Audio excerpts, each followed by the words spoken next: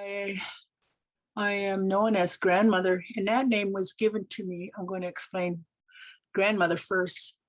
I used to be at a treatment center, and I would always be there on a weekend or in the evenings. And so many of the people that were there, they had asked me if they could call me grandma, and I said I'd be honored. Um, it is amazing because people give you your names.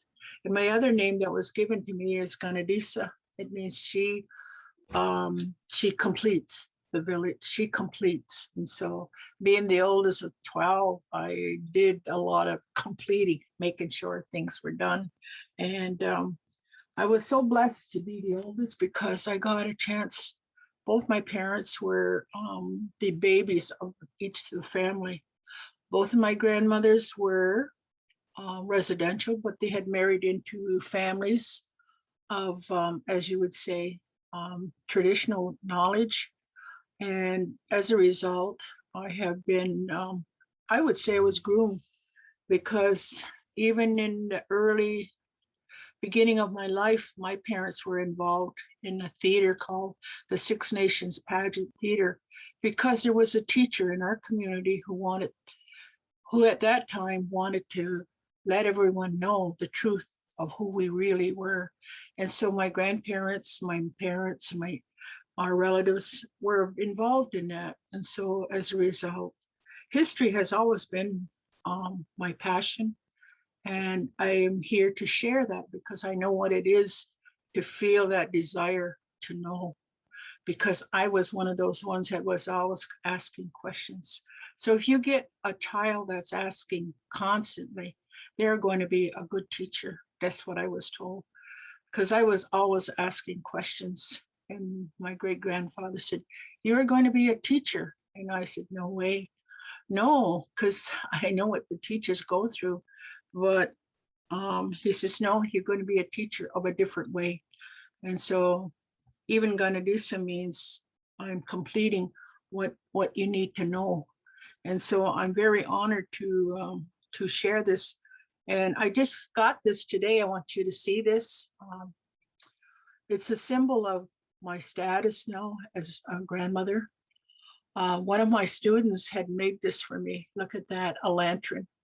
And that is to bring awareness. And so I share this with you today. And so we're going to talk about how it was. In our creation story, we were told the tree of life. And in many creation stories, there is a tree of life. That tree of life. And to us, we have that symbol of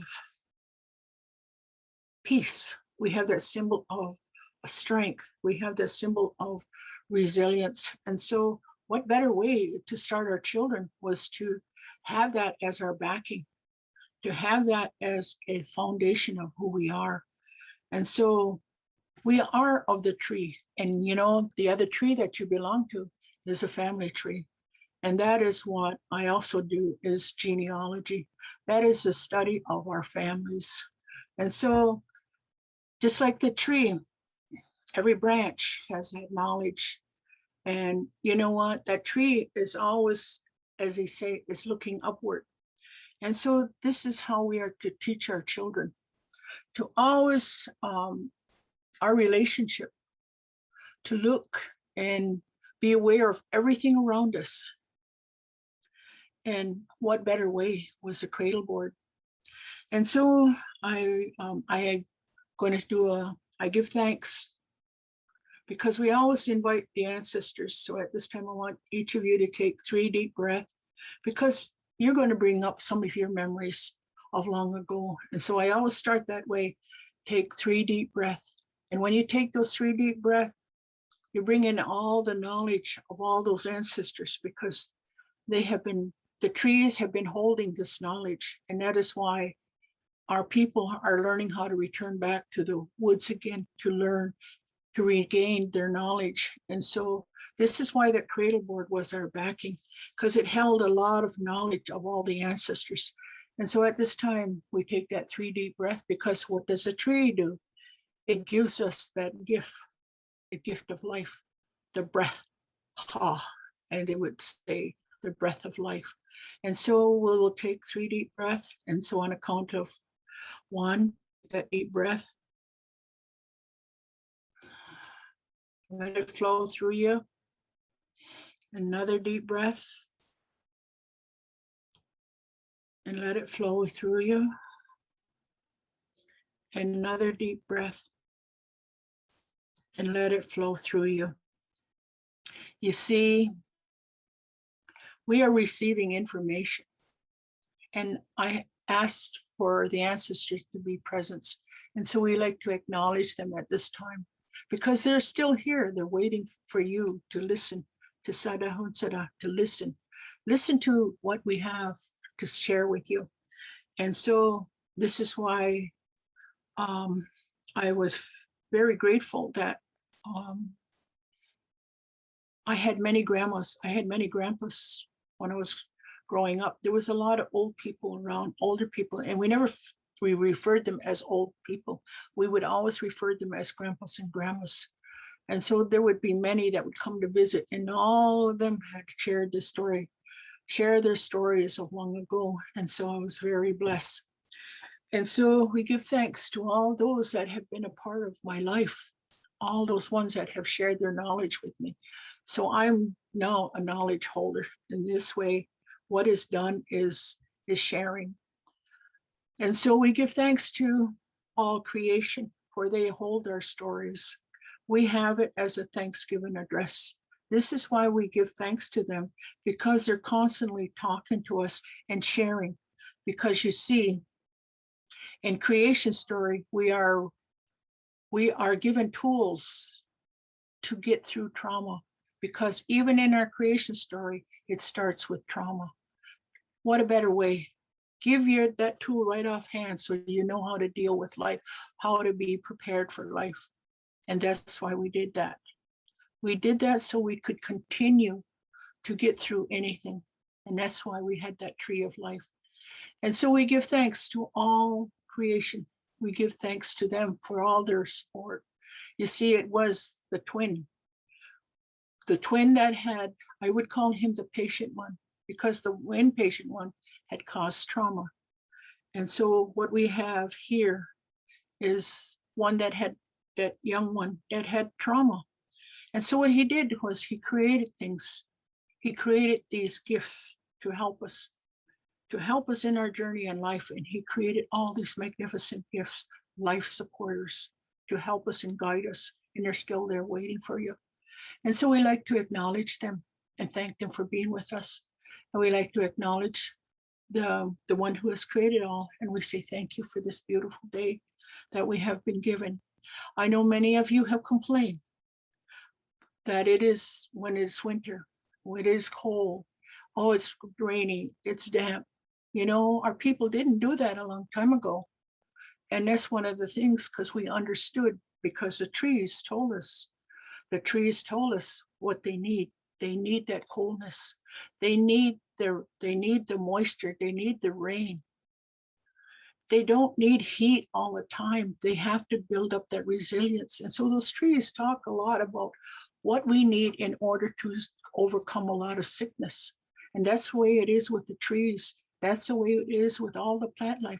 And if you notice on the back of that, our poster, how it had all those floral designs, well, you see, they also talk about the times, the seasons, and they tell the history. They tell us why we need this. Our medicine is our food, and our food is our medicine.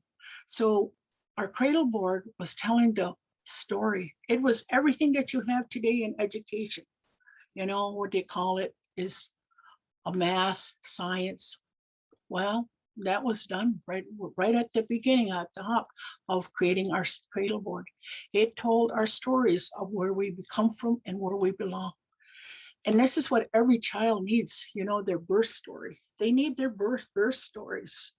They need to know their purpose in life, because they're going to ask questions. And that's, you know, if you have heard who, what, when, where, why, that's what the Creator put in us for resilience. And we are to answer with truth. We are to search for truth because truth is in us. And so when we see these symbols on our cradle board, they talk about our reminders, memory aids. We didn't have a phone, we didn't have a clock to tell us this is what you got to do. By observing, we saw seasons, times, and their duties and their responsibility of helping us to overcome anything. And so I always liked that, hearing that, how the trees talked to us a long time ago. And even one of the Cherokee Nation called that they had talked about their leaves as the talking leaves. And so this is why it was important. This comes back to our creation story of the people of the Longhouse. I'm from Six Nation, and I for the while there, because my grandmother went to residential school, she was raised by different families, and so we had the understanding we were Mohawk, but my grandmother had asked to find the truth. And so as a result, I found that we are Cayuga Bear, our lineage. And that was such a going back on the tree again. And that's what every child needs, the tree of life. How many know your family way, way, way back? Because this is important to your children, to tell them the stories of resilience, how your grandparents, this pandemic, our parents, great grandparents, and way, way back had gone through a lot of trauma, but they got through it.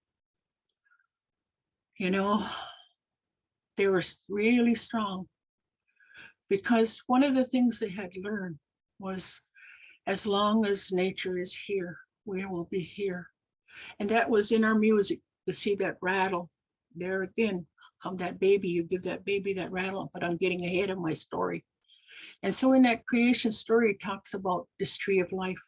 And if you see the vision of it, it's like a woman's birthing place, the uterus, and that is the tree of life.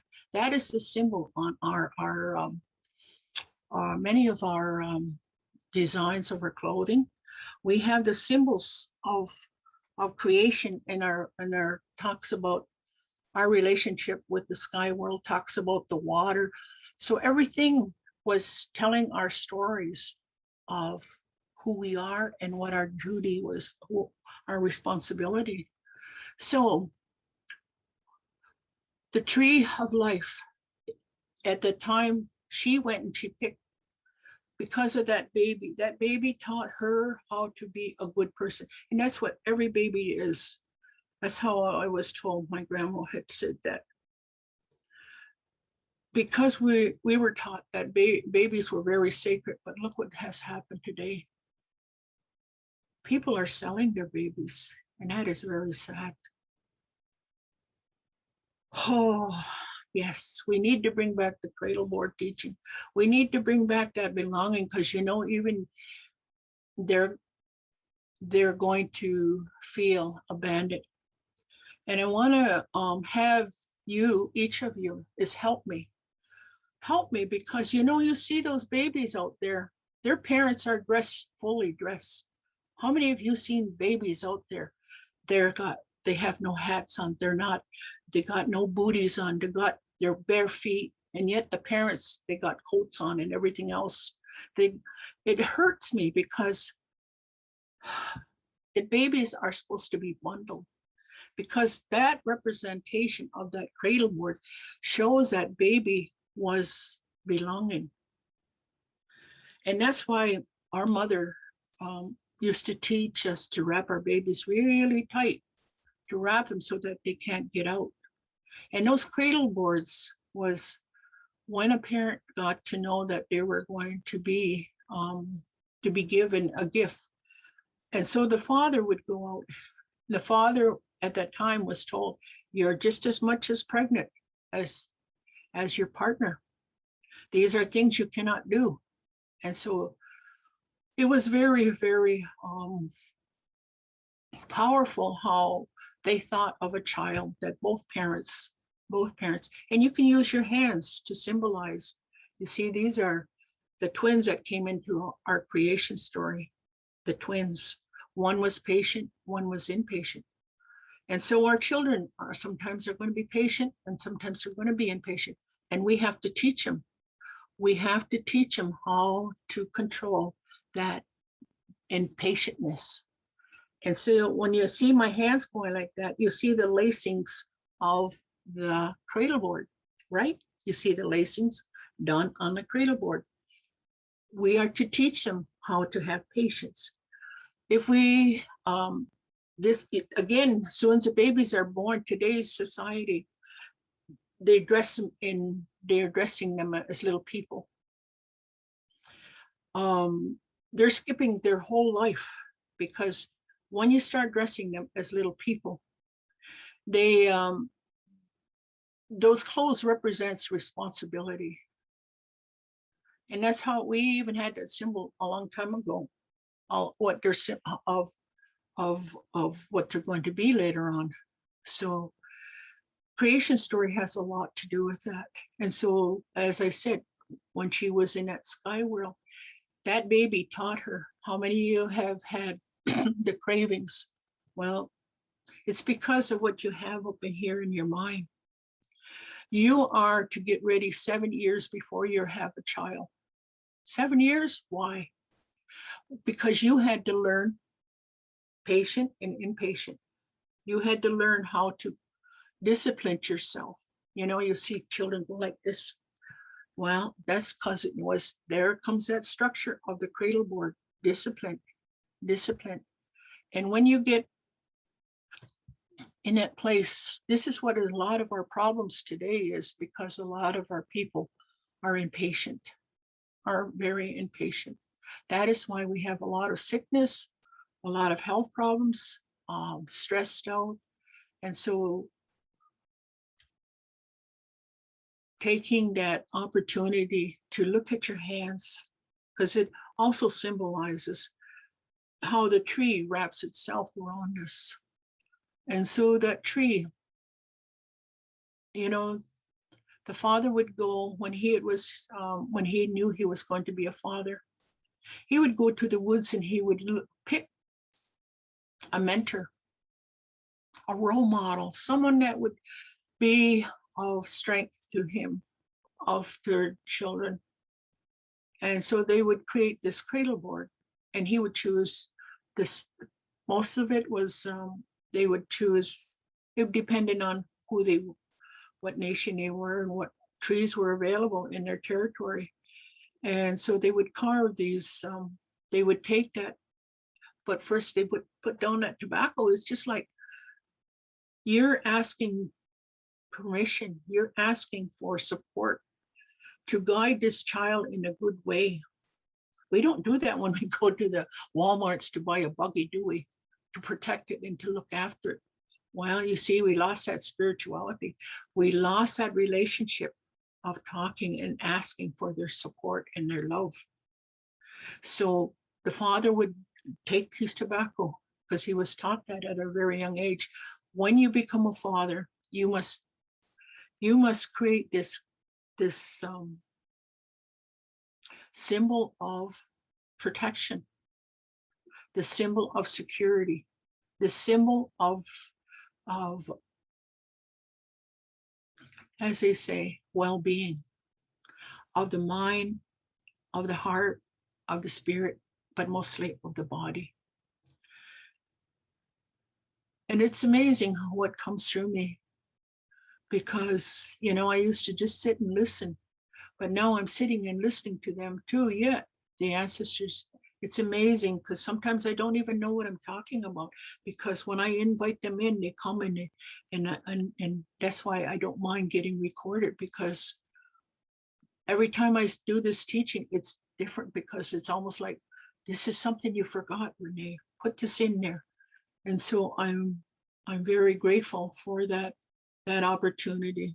And this is one of the things, is learning how to go without. And that means, what did this pandemic do? It was like teaching us how to go without.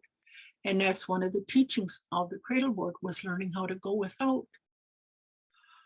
going without so that we could be well. Many people are stressed out because they're going beyond their budget, they're going beyond their lifestyle. And a child needs to have mentors at a young age. If that child sees materialistic, then that child will become materialistic. So when that baby came, the baby was, as they say, was reminded of their purpose in life. And so this is why the wrapping came, because, you know, for 9 months, they were wrapped. They were wrapped, bundled. And so this is why the babies, they came out like this. And so what we did was we had to straighten them. As I know, as a mother, tomorrow will be my son's birthday. And he's almost catching up to me, I tell him. But I remember him when he was a baby, how he came. And what I did with him was I just like every mother, I was in awe of him. I was amazed of who he was. And that's what my grandma had taught me was, you tell him things, and he'll look at life at like in those eyes, and he'll remember. He's going to go through some rough times, but he's going to remember. He's going to remember how to be a good dad. He's going to be a good brother. So, and that's what she said. You talk to them when you know that when they are created, and so you talk to them, and you tell them what you would like for them, and that is, you want them to be very helpful in the community and to know their purpose in life. And so your baby sees the world as you do. The baby sees the world. So that's why my grandma says, once you get your housework done, you go out and you walk. And you know why? Because that helps the baby come. Baby comes. But that baby is getting strength, that you're exposing that baby and to different elements of the seasons. So I'm very grateful my children were born in the winter months, because I love winter. It has such a powerful meaning. Well, every season does, but winter it's a time of great knowledge and wisdom, because we have to reflect on ourselves. And that's what we have to teach our children right at the beginning, reflect. Because when they come here, they have a lot of knowledge. So when we have them, after we have them, and you see, we hold them. Our stomach has held them, has told them that they're very special. And so when they come, we now have to straighten them out. And I remember doing that to my son, my daughter, is put my, as they say, massage, they call it massage, to strengthen their legs, to strengthen their arms.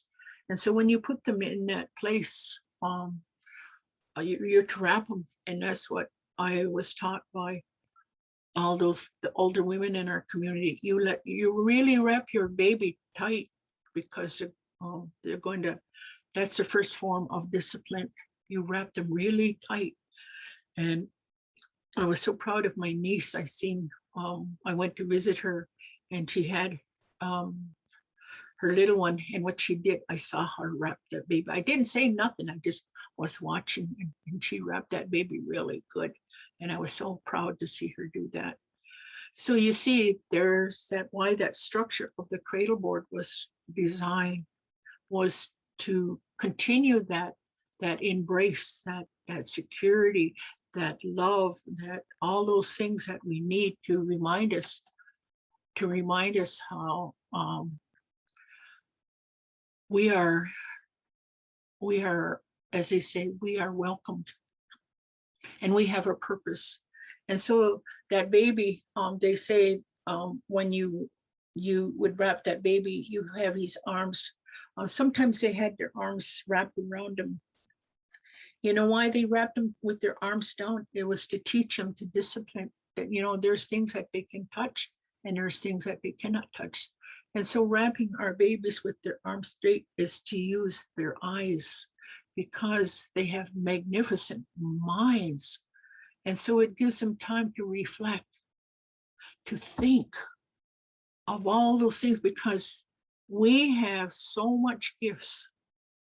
And so when that baby, he's putting his hands, and he's just like an older person, looking at all the things that is around him and enjoying what he sees.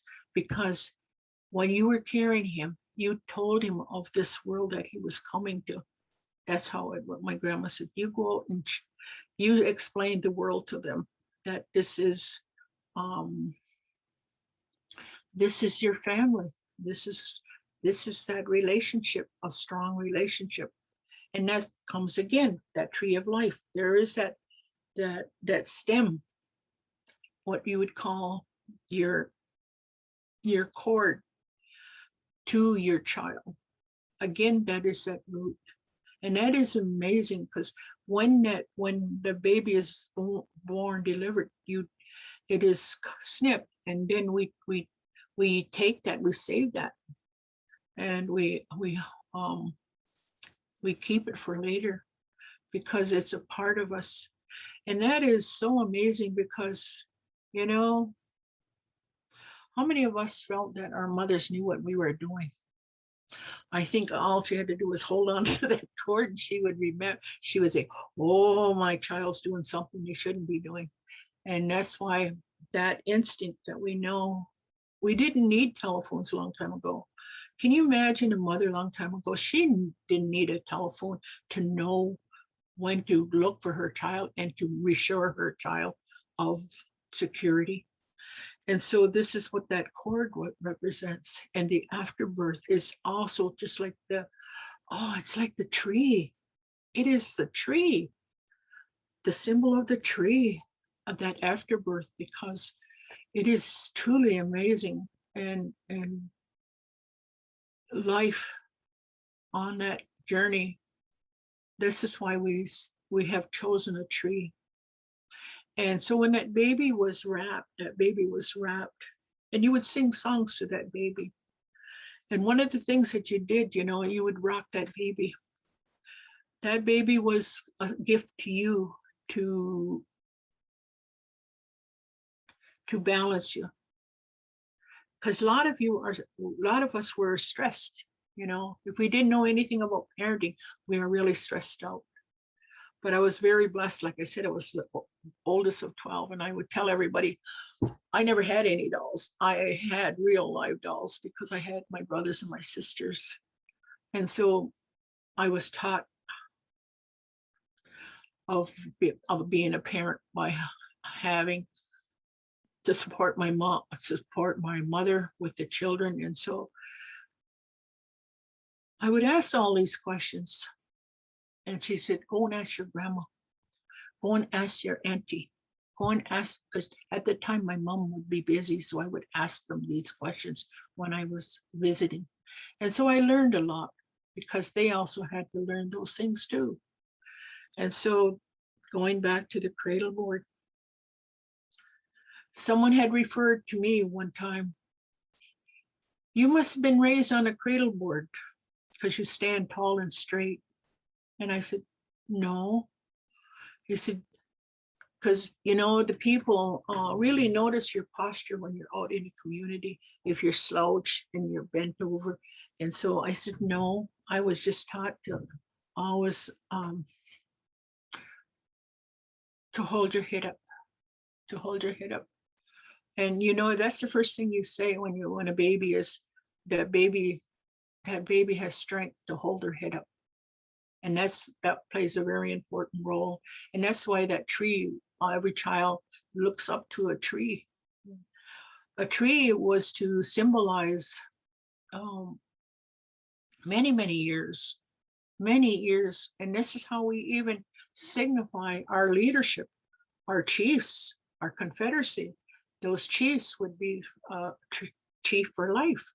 And then they had one, you'll always notice there when you're all walking in the woods, that there's always another one coming up beside it. And this is the one that's being mentored to be the next. When this tree has fallen over, then this will take over. So we have a lot of stories in relation to trees. The tree of life, it is the medicine. What are we going to get soon? Is that sweet water. And that needs coldness. Our children need to deal with coldness. That's why we were to be sent outside. It was to make us resilient for the coming year. You know why people get sick? Because the children are not out there playing near the trees or near the earth. What are they playing? On concrete. And so there is many, as they say, it's not absorbing the germs, the virus, it's staying on top. So the earth was a way of, this is why the rain in all different seasons was to break down all these things. And so this is why you see on our cradle boards, they're the symbols of plants and flowers. And so I love this one here, how we have those flowers. And they talk about our relationship with all creation. It tells of our birth story, as I said before. So wrapping that baby, remember I said wrapping that baby straight like this, because they would see the plant life growing tall and straight. And there are many stories on how, I will get into that later, because it has to do with the tree again. And so here is that little one that comes.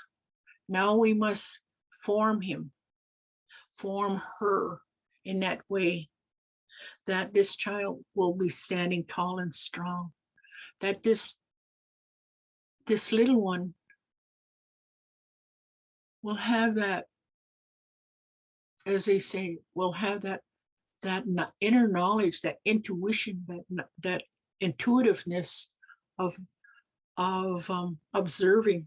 And so when they were wrapped really tight, the only thing they could do was see and hear.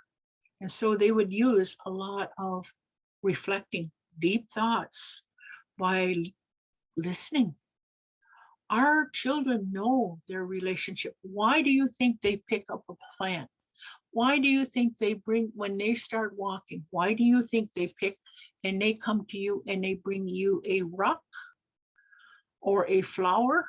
It is to remind you of your relationship with creation. Remember, this is your medicine. Remember, this is how you can get rid of those pains.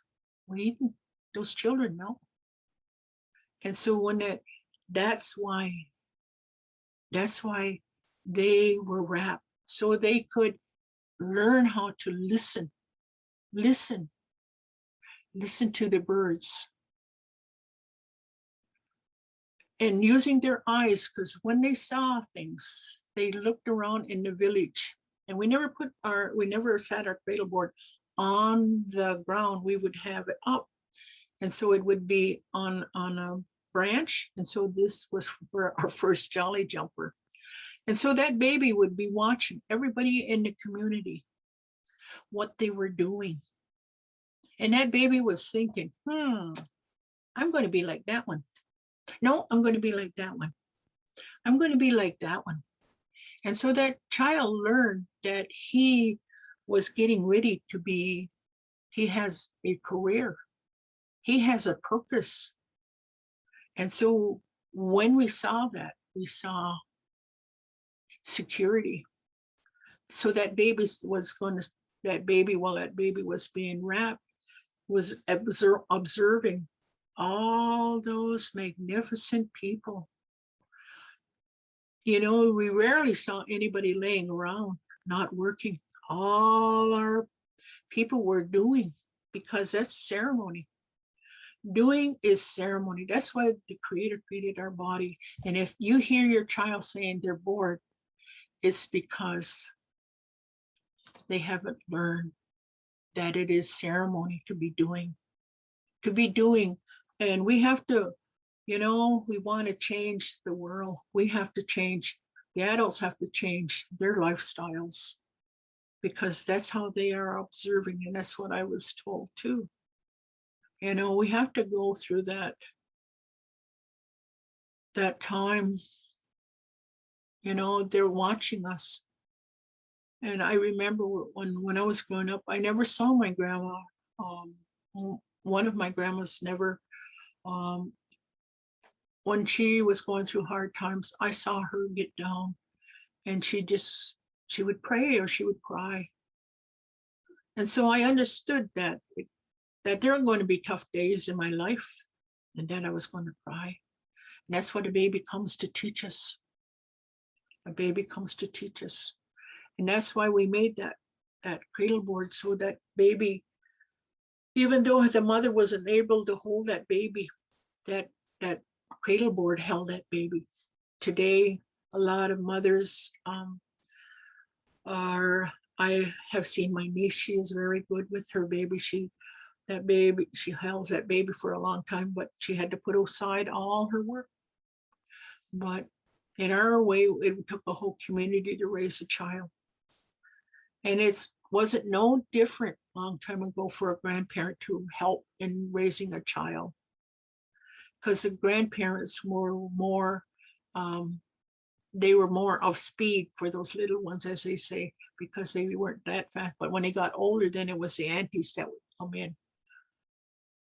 So these children were observing when they were in a cradle board. They were up really good. And so they knew they were loved, they were protected, they were secured. So they didn't have it, as they say, they didn't have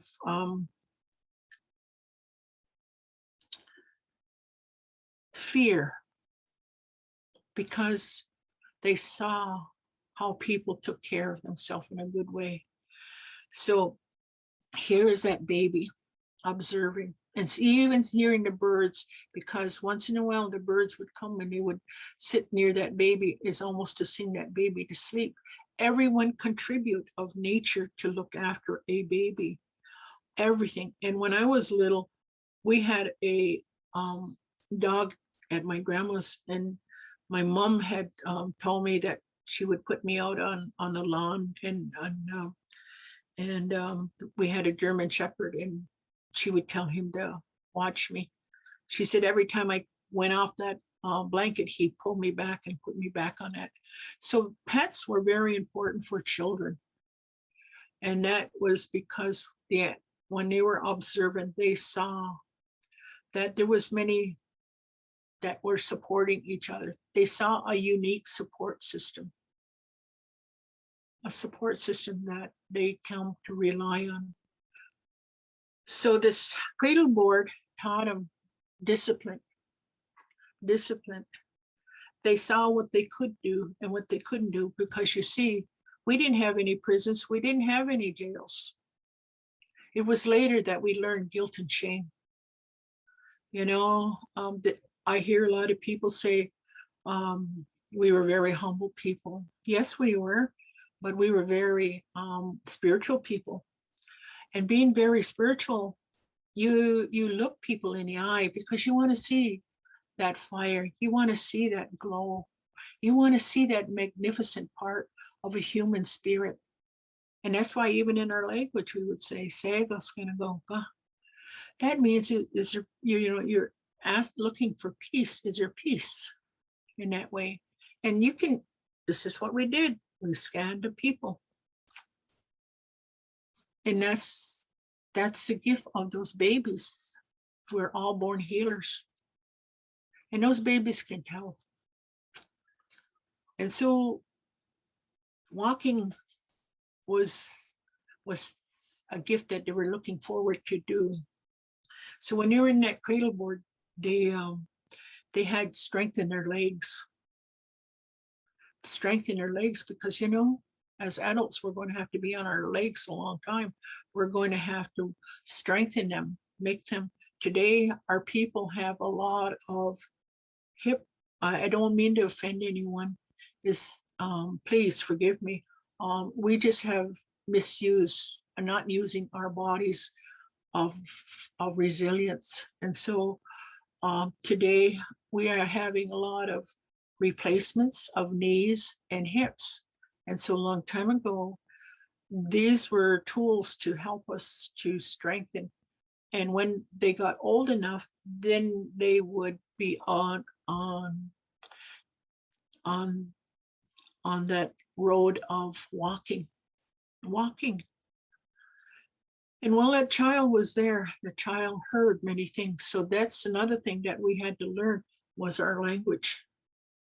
I hear from my family, the ones that are working in daycare, and how the children come in and they go, they can swear. And the babies, they learn those languages. And that's why we are told it takes 7 years to get ready. So in 7 years, you have to learn how to, again, patient and impatient. You had to learn how to get ready. And this symbolizes the children. And so this in us is twins. I like to use this phrase. This is twins. This is your mother. This is your father. This is your grandmother. And this is your grandpa. And that's what gives you that.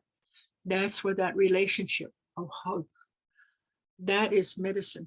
The hugs are medicine. And that comes from that wrapping on that cradleboard. That's what causes the lack of it has caused much problems. So I am hoping to see a lot of cradleboards come back again.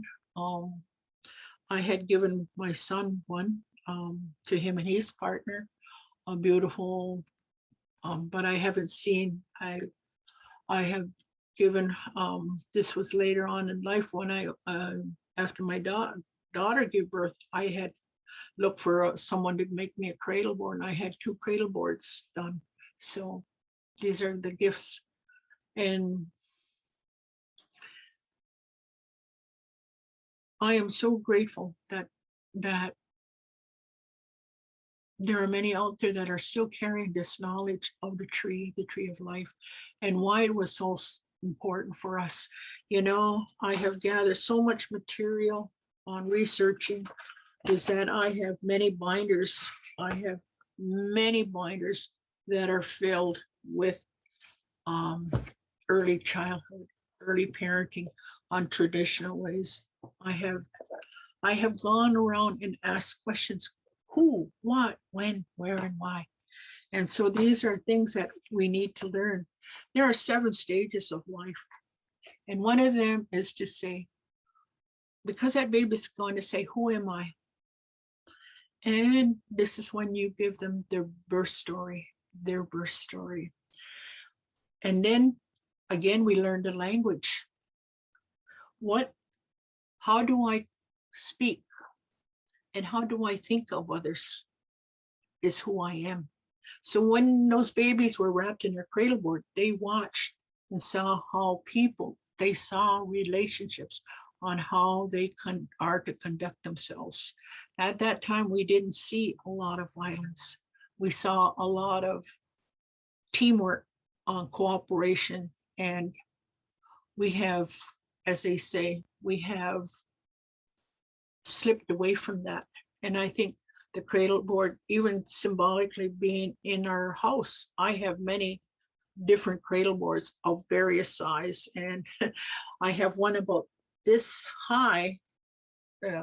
About this high. Well, I'm short, so it's about this high. And we put my great granddaughter in it, and we were laughing because she was 2 years old. She was 2 years old, and we were laughing. And this is the one that they would use for transportation, transporting, you know, when they would when they would move their village to another village. This was one way they carry their toddlers to protect them so that they would be taken care of. So that cradleboard really represents a lot more than what we think, because even in their ending days, what do they have at our grave? It's almost like another cradleboard. the backing of the cradle board, it's got all our story, but it's put in the ground. And it's, again, that security. It represents so much more. So the cradle board I'm working on, not right now, is I'm creating the metaphors of the lacing, of the wrapping and everything. And I'm talking about how many lacings done, because that's what they did. It was like math, science, everything that you're learning in school today is how we did all these things. And so knowing the first 7 years is very important, because this is where security comes from. This is where the foundation comes from. And everyone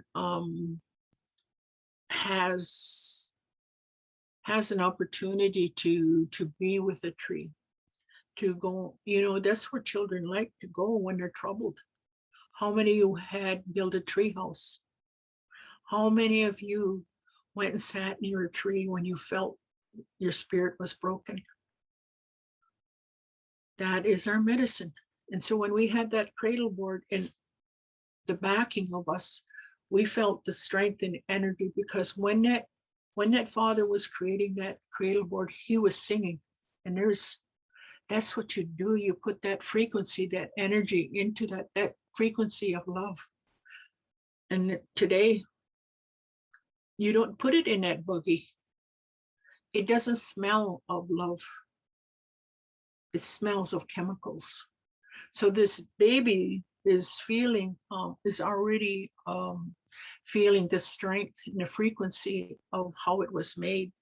That cradle board was made by somebody that took a lot of consideration in creating this gift for me. And I have my birth story. I have it. And so this is another story of that tree. And so that, again, that child, when they were, as they say, they were entertained. And that was that wrapping. All they felt was love. All they felt was security. All they felt was belonging. And look at it today. As soon as a baby is born, people put on little clothing. And where is that security gone? Where is that protection and all these things? What we need in that first 7 years to make us strong, so that we don't go into addiction, so that we don't go into any addictions or any health problems. So our health problems starts, I would say, if we had been all on cradle boards, we would be a lot healthier people, because this is why we have the broken spirit. And here goes back to that tree. That tree has a frequency. All its life, it has been picking up information. Even when that baby was sleeping, the tree, to us, we understood the tree still lived. It absorbs the energy of the family. And so even as that baby was sleeping in that cradle board, we didn't have to worry about falling or as they say, falling on the floor or whatever, falling out of the crib or having the sadness of his crib death. That child had that protection around. So if they had moved around, they would be protected. So they learned that they had to have patience. And when they learn this, it gives them better understanding that they couldn't, I would say, a lot of tantrum. And that happens even in adults today. Tantrum is, when you see somebody being angry and upset and everything, I go, where's the cradle board? We should have an adult cradle board, to think, to wrap them again, because this is one of the ways that we're doing now in and bringing back that security, because I work in addiction field. This is where there's a lot of breakdowns of our spirit and our bodies. And this is why we look for that love. And that's what we look for. But it's the wrong kind of love. We need that security that's always going to be there. That's always going to be there. And so one of the ways that we do is, I want to do is to wrap them again. You see this tie? This tie was given to the people that are working with the people. We had a group of visitors coming from the South, Mexico, healers coming up to work with the healers in our territory, and they give us this gift. And they were reminding us of these life skills that we need, and regarding to that wrapping and to that cradle, and how important it plays later on in our lives. And so what they did was, one person was going through not being loved. Well, she had parents, but she didn't feel love. But that gets into another story. But what we did to her was, what we did to her again was we wrapped her. We wrapped her, and we made it like a swing. And you know what? We sang a song for her. We sang a song. And that's what she needed. That's what she needed. Because this is one way we're looking at creating, bringing back that security within that child, within every child. And if anybody has gone through trauma, this is what we do. You notice if a child is in trauma, they'll sit there and they rock themselves. Why?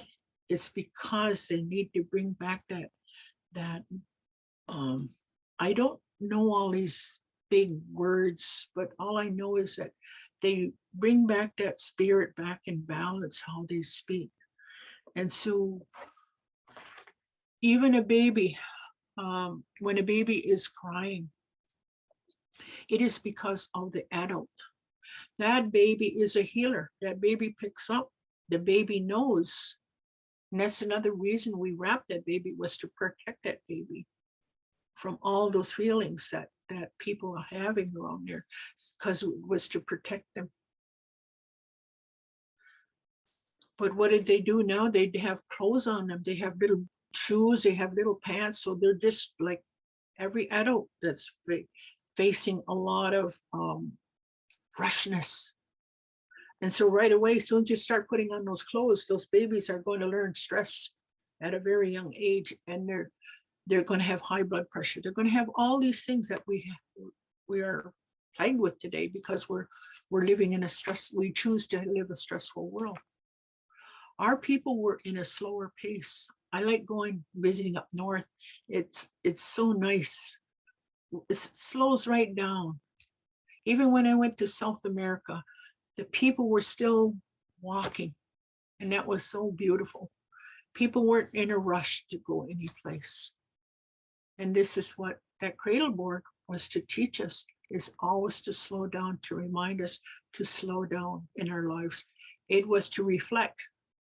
And I think this is why a rocking chair comes in place now, is to do these things, is to bring back that time when somebody held you and they sang to you in those songs.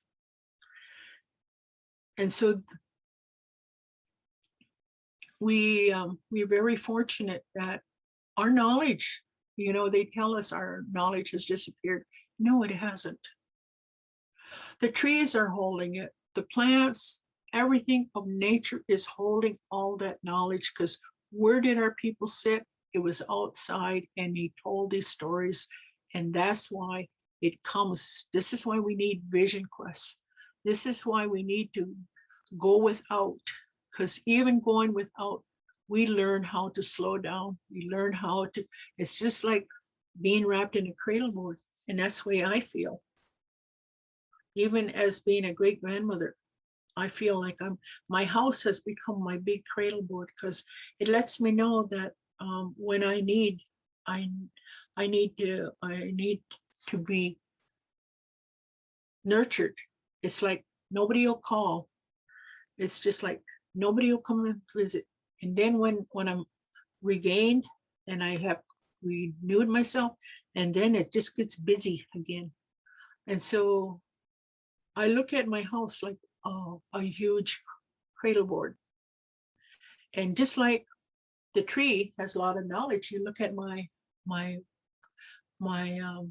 elders. This is my knowledge. This is how much a cradle board would hold, all this knowledge. And so when I sit in here, what are trees? Their leaves are made from the paper. The paper is from the trees. So this again reminds us of the tree of life. How we are to be, as they say, to live each day to become more resilient. And so I'm going to go into the stages now. I'm going to share one story before I go into that, of that cradle board, more teachings. But I think this teaching plays a very important role, because we are to learn while we were in that cradle board. It represents, even like that turtle shell. That turtle shell was so powerful that all those circles on there represent, just like the binding of a cradle board. It reminds us of, it's a metaphor on what we're to learn. And so I'm going to share this story. And this story plays a very important role, because one of the most important stories that the cradle board teaches us is discipline. Now, each one of us has to learn discipline. We have to discipline ourselves. For a long time, we kind of say, oh, nobody's looking, I guess I can do that. But you know what? This is where we have that guilt and shame, because we lived in that good way. We conducted ourselves in a good way.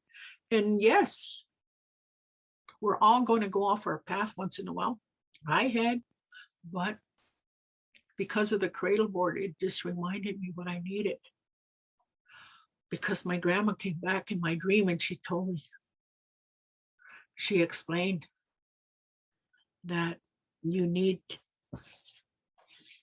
to take all this off and let's go and sit in the woods again. And I think that's what the cradle board has given me, is my life back again, because trauma can do so much. The trauma of loss, and to get through those challenges is one of the things our children need today. And it also lets us know that whenever you need strength, even the old people, they have a walking stick. They have their walking cane. So that tree of life is with us on a regular basis. Even when we were birthing, we would hold on to that. When I went into the hospital, they told me I had to lay down. I thought, how ridiculous. Don't they know gravity? Gravity doesn't come this way, gravity comes this way. And so while I was birthing, I just had to have somebody, I said, I have to get up and walk. And my son came a lot faster than if they had me laying down. So the tree, I hear stories how the women would go and pick a tree and they would just hold on to those trees and bring forth life. Bring forth life. And when they were holding it, it was just like those midwives, those little trees that would hold them up, and the babies would come. So I'm going to share this story about, I really grateful that I heard this story, and they're all coming back to me, because when you're without influence, you're hearing all these stories again. And so this story talks about a long time ago, a young man and a young woman had chosen to be partners. And as time went on, the moons went on, the mother had the young girl had wanted to be a mother, and so did the young man wanted to be a father. But as time went on, the moons went on, they were conceiving.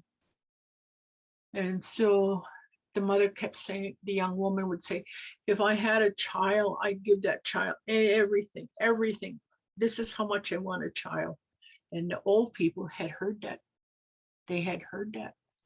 And they says, yeah, what you will do will cause more harm, damage to them.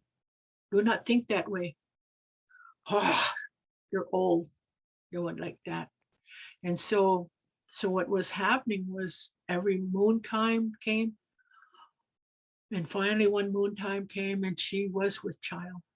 She was so happy. She started, at this time, she was very gifted. She could make beautiful regalia, buckskin. Her partner looked the most handsome. She was doing the cooking. She was doing, because she was given all these gifts. She was given all these gifts to enhance their lives. And so was he. He was a good hunter. He was a good dancer. He was a good singer. He was all these things. And so they had said, oh, we are going to have a baby. And so I'm going to give my baby everything. So this is what they started to do. They started making these things. And every time they said, I'm going to give my baby everything. I'm going to give my baby the best of everything. The older people would say, yeah, you're going to cause a lot of harm if you do. Oh, what did they know? What did they know? And soon she had a baby. This young one came into their life and she was she was just glowing because she was so filled with so much love for that child. Oh, she said, I have been waiting for you for the longest time. And I said, when you come, I would give you everything and I will keep that, and I will keep that promise to you. I will give you everything. That little baby heard that. So that baby went to test that baby. See, they have a lot of knowledge. They come in here they come to the earth to remind us on our responsibilities and our duties. Are we being a good human being? Are we following our original instructions? And so at that time, the baby said, well, we'll see. So that baby started to cry. And the mother jumped up. She went rushing. She forgot what she was doing. She rushed and she was holding her baby. And then the baby stopped crying. Then she was, go put the baby down, go and finish her work. But the baby would cry and she'd run and pick up. So after a while, work wasn't being done. Supper wasn't being done because the baby now became the top priority. Pretty soon, she was not being, as they say, taken care of. And so her husband would get kind of upset, come home, nothing was done. She said, but I didn't look after a baby.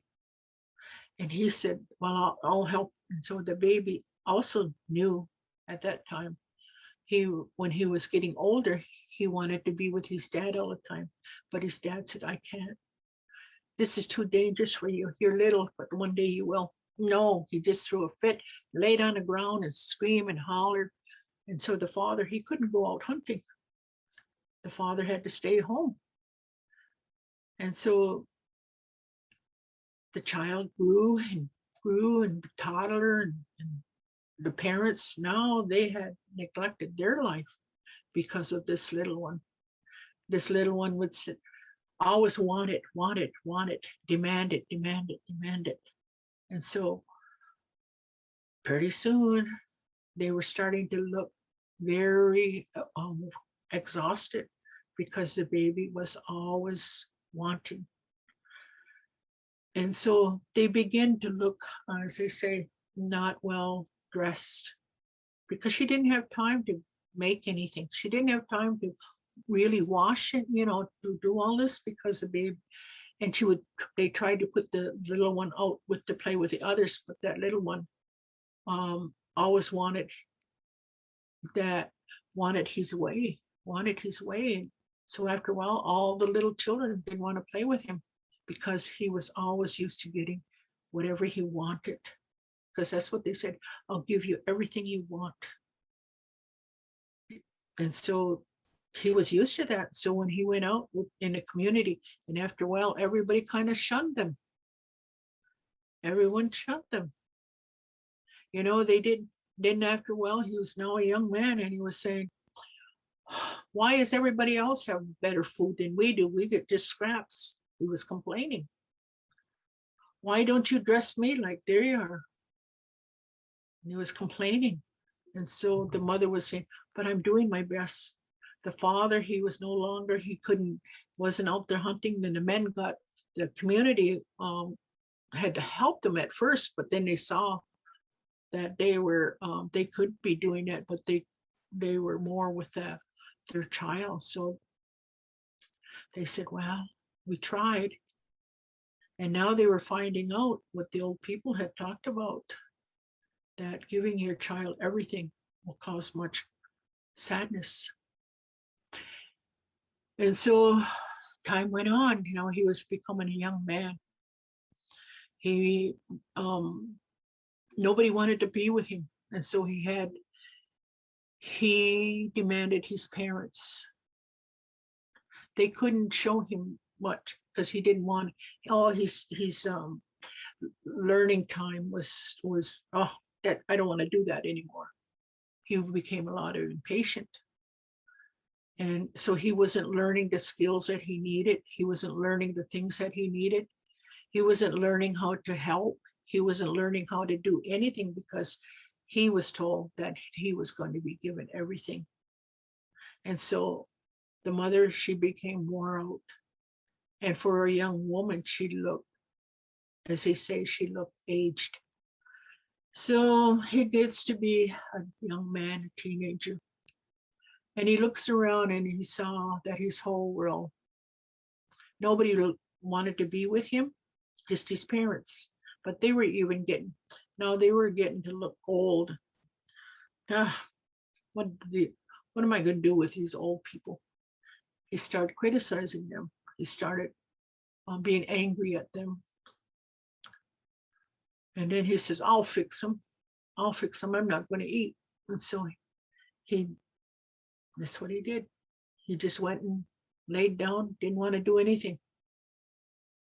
And I think they would call that depression today. And so he laid down. He laid down and he just gave up. The mother tried, the father tried, but it didn't work. And so he went off into a deep, deep place, sleep. And where he went was so beautiful, they say. He saw so much happiness. He saw everyone just smiling. He felt that warmth. He felt all these things. And he said, wow, I never knew there was such a place. He would start running towards him. And then an older man came and stood in front of him. He goes, yeah, you cannot come this past here. Why? Why can't I come? He says, because you didn't pick up the tools. You didn't pick up those gifts that you were to have. What do you mean, gifts? What do you mean? He says, I want you to think about it. What would be some of those gifts that you didn't do, that you didn't pick up? Oh, there's nothing. Nothing. He said, well, you think about it. And when you think about it, then you can come back. And only then can you come back. So next thing you know, he wakes up and he sees his parents. And he looked at his mom. He laid there for a while. And he looked at her and he says, Mom, what do they mean by gifts? And she looked at him and she was wondering, why would he say that? What are some of the gifts that I was supposed to get? I thought you give me everything. I thought I did. What gifts? No, I went to this beautiful place and they told me I didn't pick up these gifts. And the mother already knew what those gifts were. Those gifts were patient, self-disciplined, supporting, sharing, kindness, goodness, supporting one another, helping one another. And he never did any of those. He never helped his mother in the home, never helped his father. He just demanded everything to be given to him. And so the mother realized, but I loved you. He says, well, why didn't you discipline me? Isn't that one of my gifts you were supposed to give me? She says, yeah, but I didn't want to, I loved you. He says, you never really loved me, did you? She said, oh, yes, I did. I loved you. You know, he got angry. And she said, and then he stopped. And he realized that he was talking back to his mother. He was answering her in a way that he saw other kids. He never ever saw anyone else do that but him. He saw how kind and kindness come out of those children, those other children. And he looked at his father, why didn't you teach me? This is because, my son, you didn't want to. Remember? You thought that was ridiculous. You didn't want to do that. That's too tiring. That's too boring. Oh, my father, why didn't you do it? Look at me now. I don't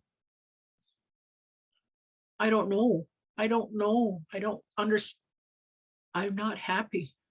There's something missing in my life. And the father and mother got really sad. They looked at one another. But we loved you. We loved you. And then he finally said to them, he says, well, Mom, pick up that blanket. Dad, pick me up. I want to go to the woods edge. And so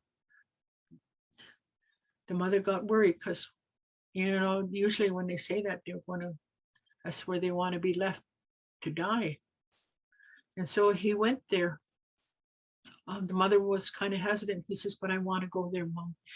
This time he talked in a kinder way. He said, Mom, please, Dad, please. He said those words and they were taken back. Oh, this is the first time we heard him say, please. So we should do this. And so they picked him up and they took him to the woods edge. And so as he said, this is far enough. You can put the blanket down. And so they laid him on the blanket. And he asked them to look around. And so they looked around and he says, Mom, Dad, there's a tree over there. I want you to go over and straighten it up because the tree was just starting to bend over. So the father went over and he started to fix it and dug all the roots and make sure everything. And he kind of used water and he straightened it up and he made it so that it could stand tall. They put fresh dirt around it. And now he came back and he says, is that what you want? He says, yeah. Then he looked over and the other, he said, oh, Dad, there's another one over there. Can you fix that one? So it was more bent over. And the father says, okay, I will. So he went over there. This time he needed the mother's help. He asked the mother to come over to help him. And they had a hard time because it was going like this. And they almost had to, she had to rip some lacing off of her dress to make some ties to have a brace all around little pegs to brace it up so that it would go strong and tall. And they finally came back after it looked pretty good that they had stand it tall and straight. And they come back and he said, we've done it. This isn't, looks around again and he says, oh, there's a bigger tree over there, Dad. Can you go fix that tree? Meanwhile, the tree was like this. The tree was bent right over like that. It was a tall tree. And so they went over there, and he had a real struggle. He had to call mother to help him. And they were really trying, and as they were trying to, it snapped. It broke, and he looked at one another, then he looked back at him, and he says, that's what's happened to me. So what do you get from that story? What do you get from that story? It plays a very important role. So I'm just going to leave it out there. You can put it in the chat box, or you can share that with me, what you what you gain from that story. So this is your turn. I shared the story. Now you shared what that meaning of that story was.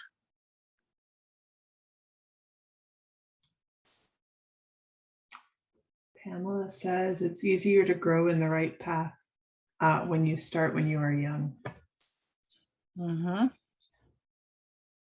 Anything else?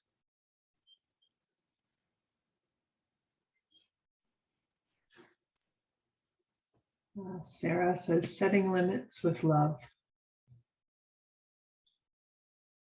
Okay. If anyone wishes to speak, you can click raise your hand and I can give you permission. Shaliza says, that story was so helpful. We need to guide our children while they are fresh and young. Pamela says, a tree can be straight if it is braced from the beginning. Yeah. And that bracing is discipline. Not giving them everything they want. They have to learn how to live without. And that's what my mom, one of the things my mom really had asked when my children, because I'm like everybody else, when it was time, I left the reserve to have my family. Me and my husband went to the big city, and then when I was with child and I had my children, my mom says, you bring them home. You bring them home. I want them to be home here.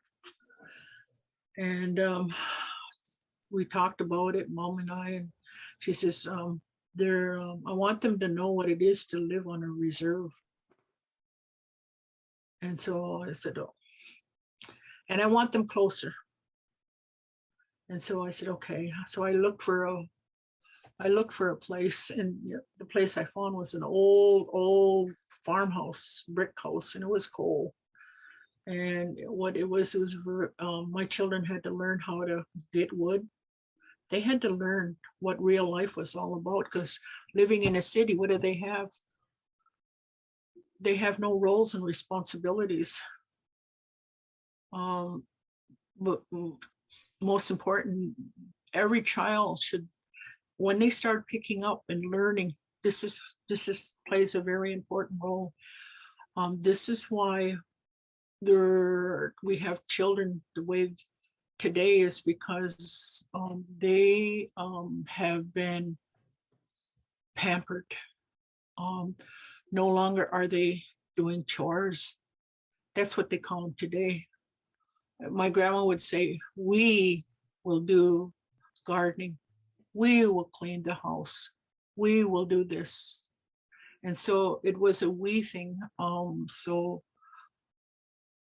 I really appreciate that. And that's why we're to teach our children life skills, such as cleaning our homes, such as because that talks about the environment that we live in. We have learning these skills of cooking. And so my brothers, they learn how to cook. I'm very grateful that I have a brother that really makes really good bread, better than a lot of other, and it's amazing because our children need to learn, and that's what, especially the men, they are learned. There was no such thing as man's job and woman's job. That was as they say, colonized, programming us, because when you love someone and you're in a relationship, we help each other out. And that's how we thought a long time ago. We did this together. We did the gardening together. The men would get the land ready and we would do that together. We would do these together. And so this is, I always tell that when my young people at the treatment center would say, oh, I'm bored. I says, oh, we got a We Fitness program here. And they go, oh, where is it? I says, well, we'll go outside and we will do this. We will do that. We will gather wood. That's our We Fitness program. Because I said, we have a shovel, we have a rake, we have all these things. So these are things that plays a very important role, because a lot of children don't know how to cook. What do they say? There's nothing to eat. Remember that? There's nothing to eat. So one of the most important thing is that even my granddaughter says she never wanted her children to go through a pandemic. And I said, yeah, I know that, but this is reality. We need to teach our children how to survive. And that's what the Cradleboard, that's what the Tree of Life, that's what all our original instruction was, to help us to we have to deal with reality, with trauma. We have to deal with these things. This is why we were given these skills, to help us to prevent sickness, disease, and all these problems that we're having today. Because doing it's a ceremony. Doing and having us doing things is very important. Not it's going against our original instructions, because we look at nature. Nature is always doing, always moving, always thinking. And they were our helper. I mean, they were our mentors, and we saw how they were always taking care of themselves and of Mother Earth. So this is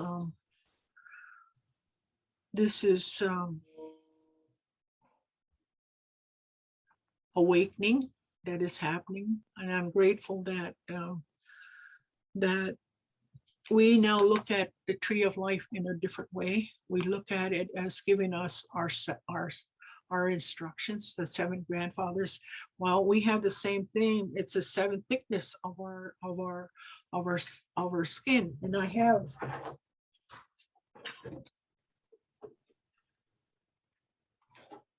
so this is what a Cradleboard teaching does. It teaches us how to have a strong foundation, a strong home.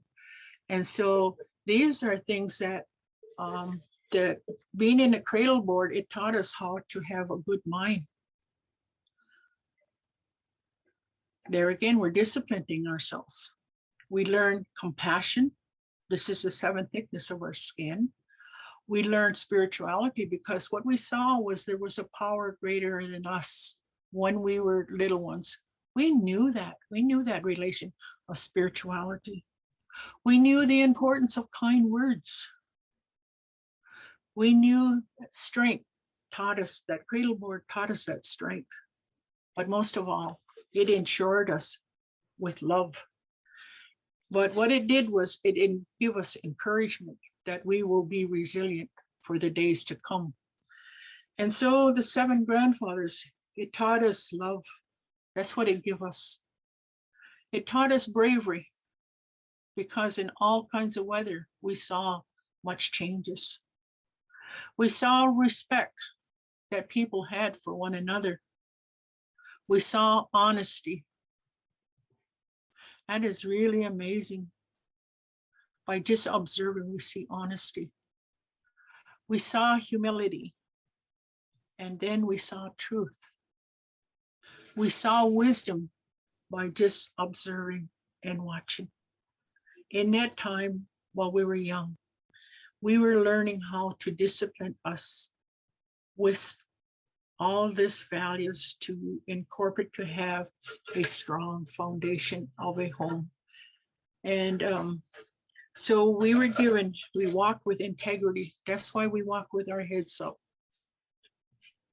And when the first visitors came, they could not accept that we could look them in the eye, because they said, who do they think they are? They're pagans and they know nothing. How dare they look at me? And then they brought this big stick and they beat us. Don't you look at me in the face. Don't you look me in the eye. And so we were taught not to look the people in the eyes. So this is why we have been conditioned to walk this way. When we were filled with spirituality, we raised our head up and we smiled. So we learned we had a responsibility, not only to ourselves, but to others. We learned cooperation, how it takes a whole community and all creation to work together to survive. We learned responsiveness, what I do, how others are going to react to what I do. We learned confidence. Wow. But most of all, we learned that there was consistency, and that is the beauty of it. We learned honesty in that Cradleboard, and this is what the Tree of Life has always given us: fairness, openness, and trustworthy. These are the things that it taught, but we also learned humor, kindness, and sharing. And this is what we learned from the from the Cradleboard teaching how to build our home. And this is made out of wood. So this is a Tree of Life. So I'm very grateful that that we are here together. It's amazing that a lot of people have back problems. It's because they're not listening to their bodies. They're not listening to their bodies. And the Tree of Life talks about this tree, our spine. These are our branches. Our whole existence is like the Tree of Life, because what does it give us? It gives a part of itself to us. And so we are like trees. Our lungs look like the trees.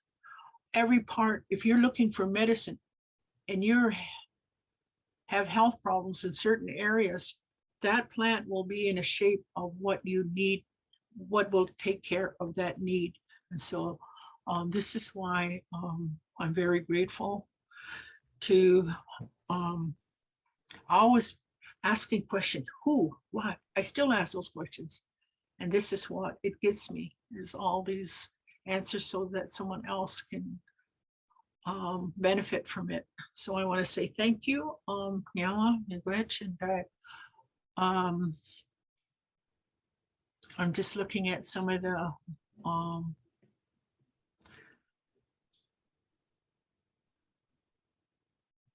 okay, I don't think there's anything. There are a couple of questions, Renee, many wonderful comments, and Nyawa to everyone for your full participation. I've been reading the comments, but Pamela and Elizabeth asked similar questions. Pamela asked if the Tree of Life is that Gishkandeg, the cedar tree, and Elizabeth asks, when we pick the wood for the Cradleboard, did we decide on certain kinds of trees for specific conditions? They must have got in, or they were busy learning. Remember, I said their trees were all wherever they were from and when they had their relationship with that tree. I have, I was going to mention oak. Oak is a hardwood. And the territory that we live in is mostly of hardwood. So it would be, we would trade, you know, this is one of the things too. A lot of the trees, the people from the north do not have the trees that we have from the south. And so we would also do that time of sharing, because they would see this.